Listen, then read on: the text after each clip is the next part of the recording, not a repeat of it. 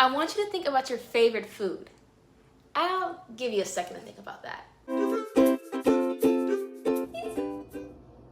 Oh, you're done?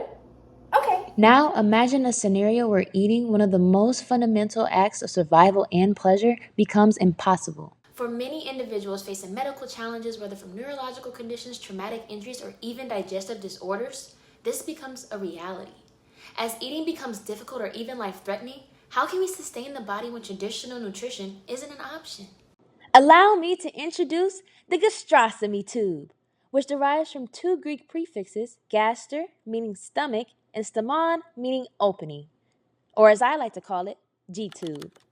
Well, I actually didn't create the nickname, so I technically can't take credit for it. But anyways, The G-tube is inserted through a small incision in the abdominal wall and into the stomach, which explains the meaning behind the two Greek prefixes. from its early experimental beginnings to now, the patient-friendly device we see today is a testament to medical innovation.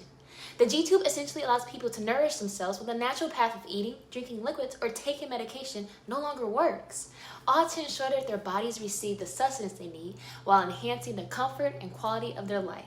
The design of G-tubes involve various components, each serving a specific function. For instance, the bolster, which is a small disc that sits against the abdominal wall to prevent the tube from moving too far into the stomach or falling out. It also reduces the risk of irritation to the skin. The balloon, which is the component inside the stomach that helps to hold the tube in place. In some designs, this is a balloon that can be inflated with saline solution after the insertion. The balloon port. This is a separate access point from the feeding port.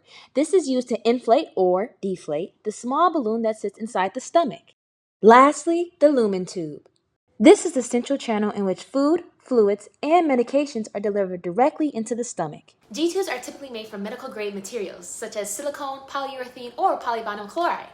These materials are known as Biocompatible, which is basically a fancy word for being safe to use within the human body. You may be asking, What's so good about these materials? well, I'll tell you. Let's take both silicone and polyurethane for example. Silicone is commonly used because it is softer, more flexible, and less likely to cause irritation or allergic reactions, whereas polyurethane offers higher strength and durability, especially in longer-term use.